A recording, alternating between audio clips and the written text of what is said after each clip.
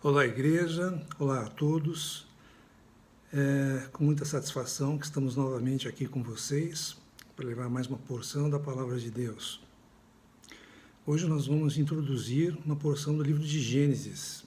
Pretendemos fazer isso nos próximos vídeos, não todos eles, mas intercalando porções do livro de Gênesis.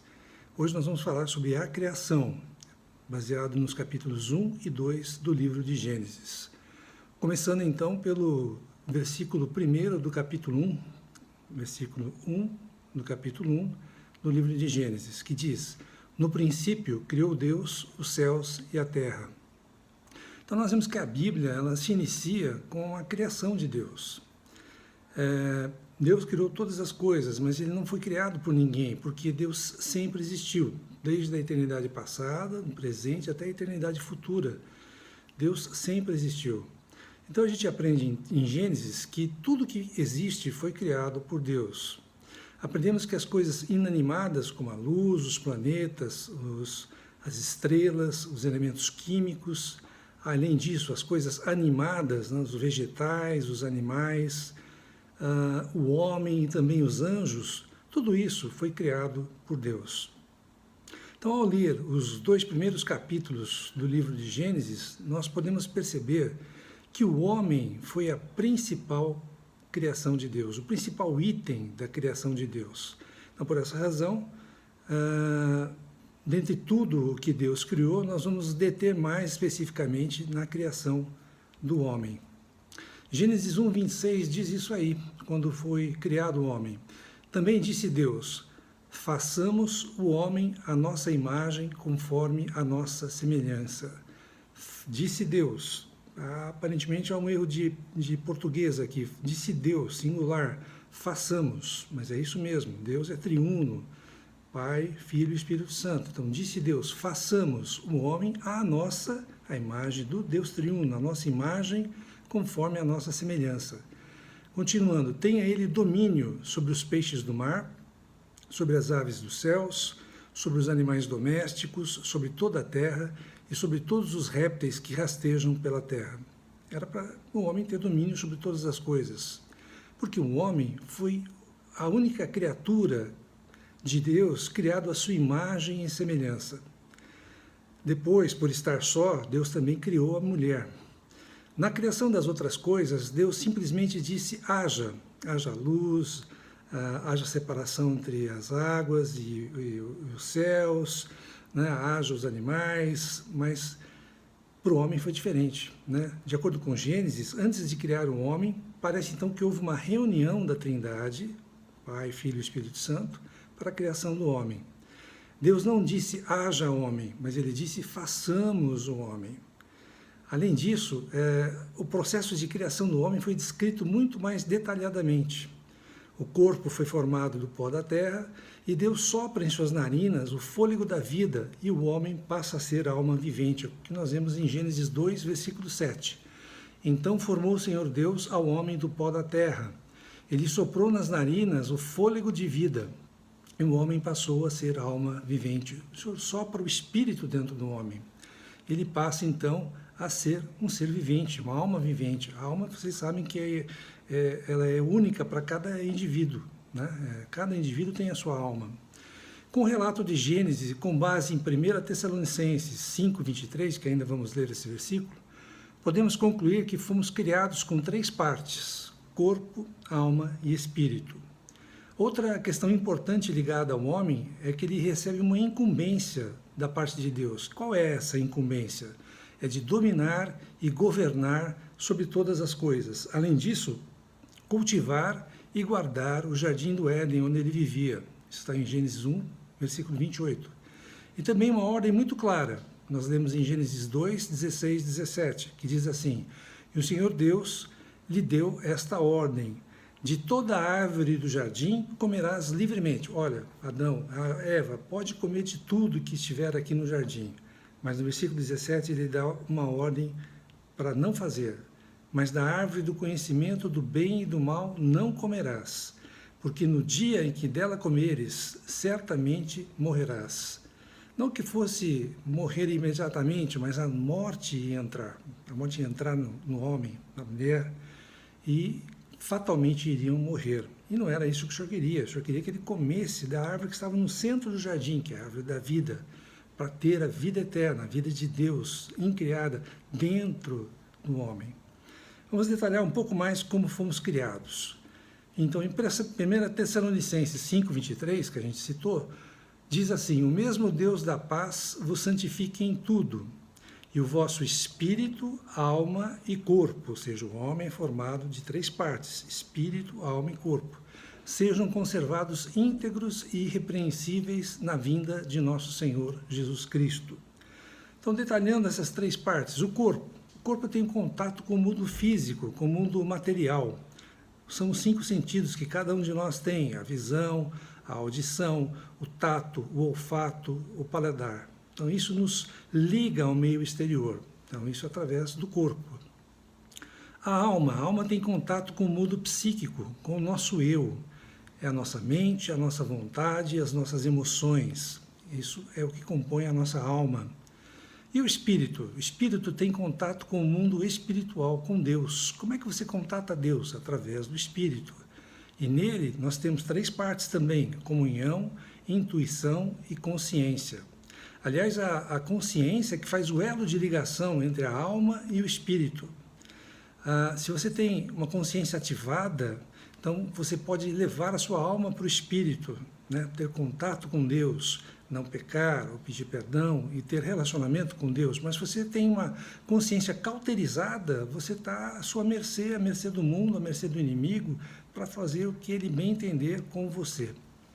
Então, o nosso espírito precisa estar ativado. Precisamos, lógico, primeiro recebermos o Senhor em nosso espírito para que ele esteja ativado. Então é preciso nos conhecermos para termos uma experiência espiritual melhor, mais aguçada. Gênesis 2:7 nos diz que Adão passou a ser alma vivente. Então Adão foi criado de uma forma perfeita, dotado de uma vontade livre. A vontade é parte da alma, como vimos. Deus cria um homem dotado de privilégios e responsabilidades e coloca para ele, frente a ele, algumas provas, como hoje, nós somos provados. Adão era perfeito, mas não era maduro. A maturidade viria com o aprender da obediência, com a obediência.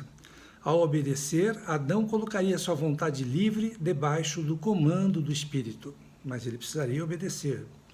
Hebreus 5:8 nos diz que, embora sendo filho, nós estamos falando aqui do Senhor Jesus, ele aprendeu a obediência pelas coisas que sofreu. Ou seja, se o próprio Jesus aprendeu a obediência pelas coisas que sofreu, muito mais nós vamos também ter que aprender a obedecer pelas coisas que sofremos, logicamente. No projeto original de Deus, o Espírito é que deveria governar o homem como um todo, e não a nossa alma. Então, o Espírito humano, sob a liderança de Deus, governaria a nossa alma, com os nossos pensamentos, as vontades, as emoções, os desejos, e realizaria, através do corpo, as ações e obras decididas pelo Espírito, pelo Senhor. Então, o Espírito comandaria a alma, que através do corpo faria as ações e obras que o Senhor já escolheu para nós, né? As boas obras que o Senhor já escolheu para cada um de nós. Então, fomos criados à imagem e semelhança de Deus. É como se nós fôssemos uma sombra daquilo que Deus é. Da mesma forma que a nossa sombra não representa a nossa pessoa, mas revela muito sobre nós. Através da nossa sombra, a gente pode até identificar a pessoa.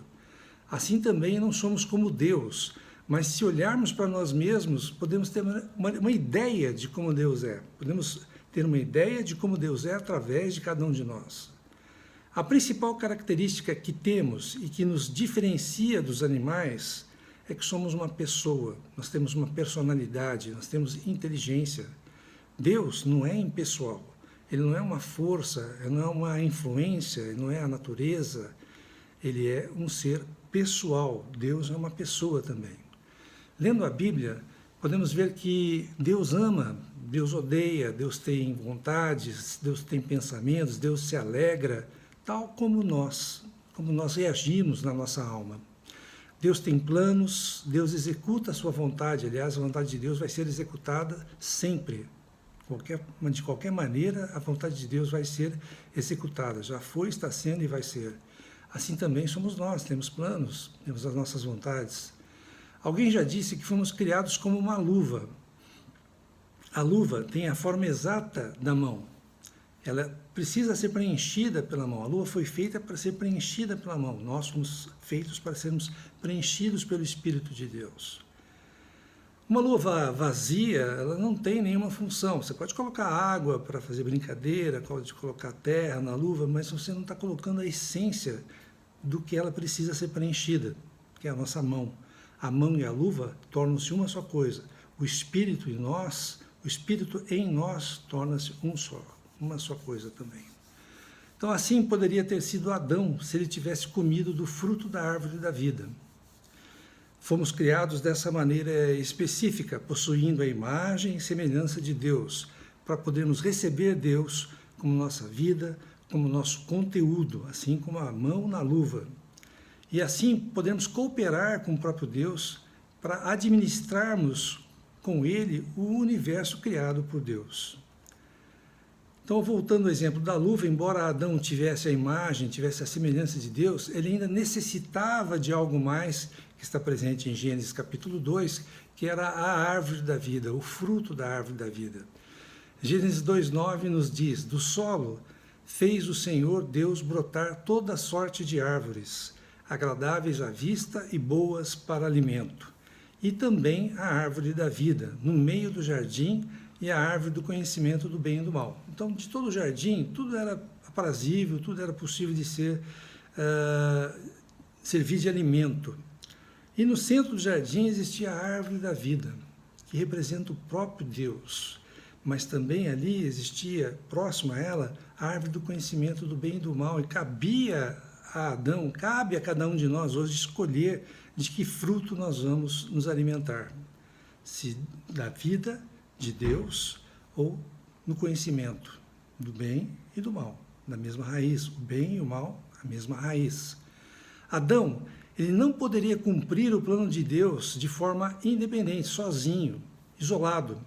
Somente a vida de Deus é capaz de produzir o resultado que Deus espera que o homem produza. Somente a vida de Deus em nós é que pode executar o que o Senhor tem, o propósito que o Senhor tem para cada um de nós. Então, esse foi o motivo pelo qual Deus colocou a árvore da vida bem no centro do jardim, para ele ir lá e se alimentar dessa árvore.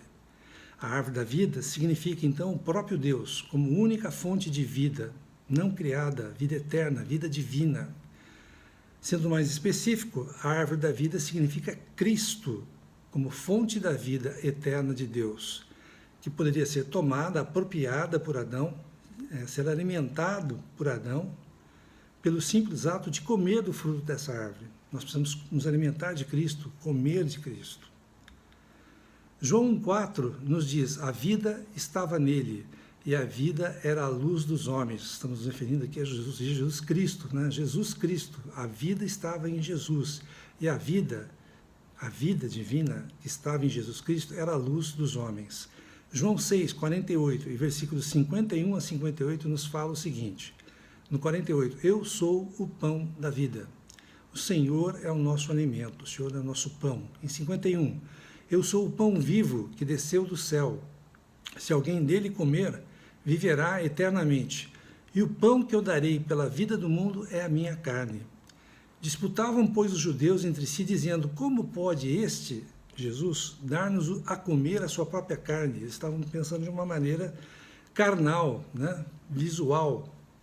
Respondeu-lhes Jesus: em verdade vos digo, se não comerdes a carne do Filho do Homem, e não beberdes o seu sangue, não tendes vida em vós mesmos. Nós fazemos isso todos os domingos quando partimos o pão.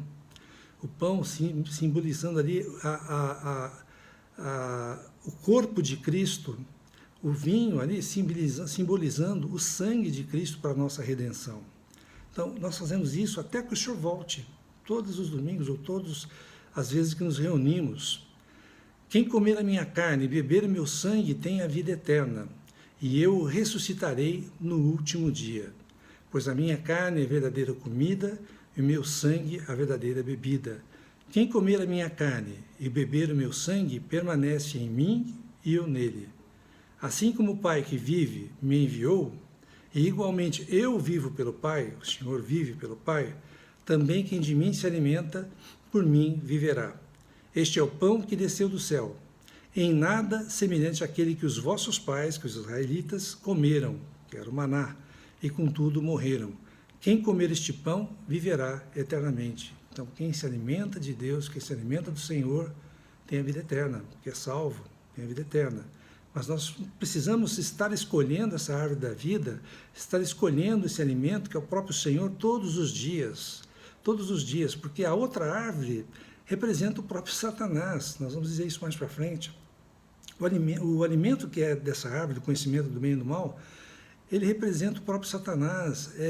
Não importa se são coisas boas ou ruins, ou desabonadoras, ou coisas incríveis, mas se vem da mesma raiz, da mesma árvore, do conhecimento do bem e do mal, não é de Deus.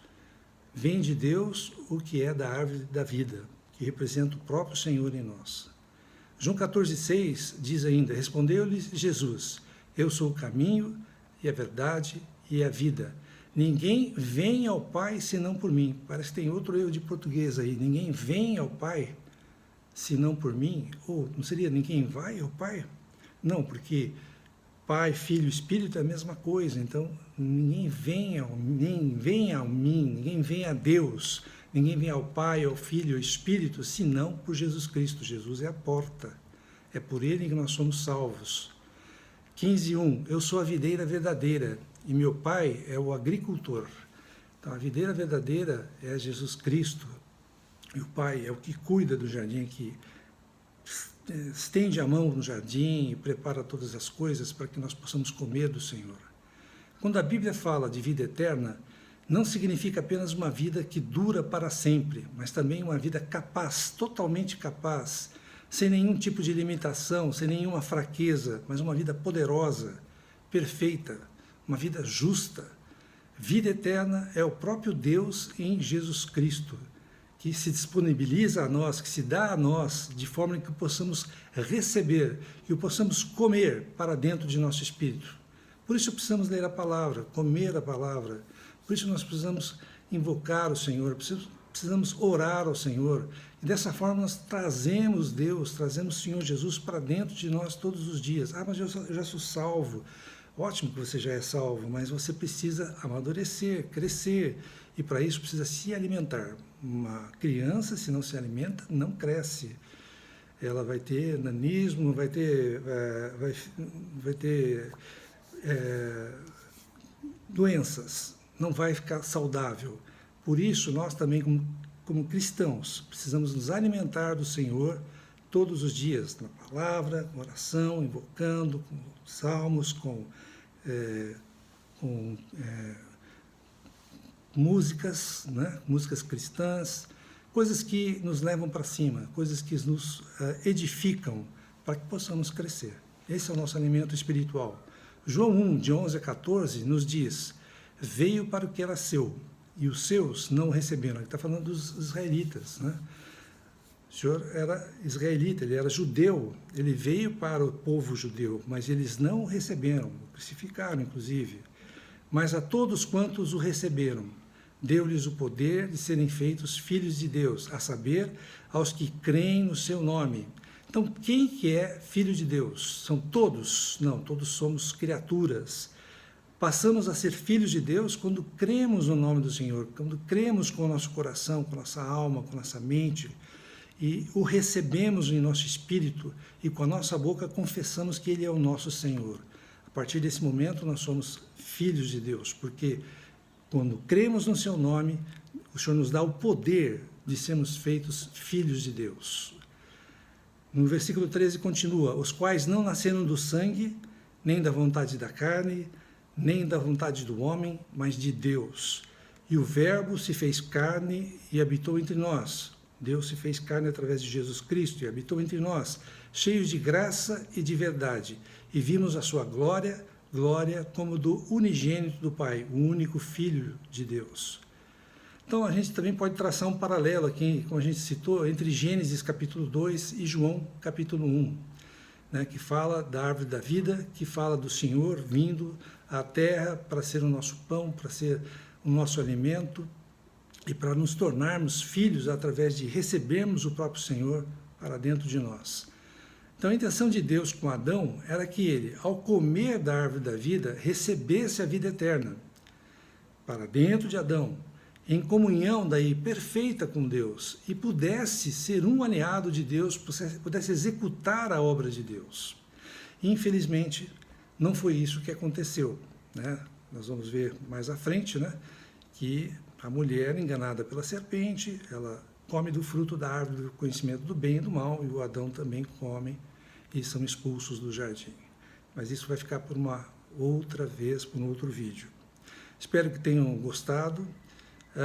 Nós continuamos nas vossas orações para que o Senhor possa abreviar essa pandemia, o Senhor possa cuidar dos enfermos, dos que estão nos leitos de hospitais, nas UTIs, o Senhor possa dar um alento para as famílias, o Senhor possa realmente nos dar um medicamento que cure essa pandemia, esse vírus, possa trazermos à existência as vacinas necessárias para que todos sejam vacinados e fiquem com a sua imunidade mais perfeita à ordem para controlar esta pandemia. Também desejamos a todos que tenham uma excelente semana, que seja abençoado pelo Senhor em todos os aspectos das suas vidas. Não esquecendo também de falar, para quem não ainda se inscreveu, aqui embaixo está escrito, inscreva, que se possa inscrever no meu canal, para que possam ter acesso aos vídeos que já existem e os que possam vir a existir. Lembrando também que a ICEL, a Igreja Cristã em Londrina, possui um canal no YouTube e possui um canal no Facebook. E esses canais têm disponibilizado o que nós estamos estudando atualmente, que é o livro de Apocalipse, o estudo sequencial do livro de Apocalipse. Todos tenham uma excelente semana. Amém.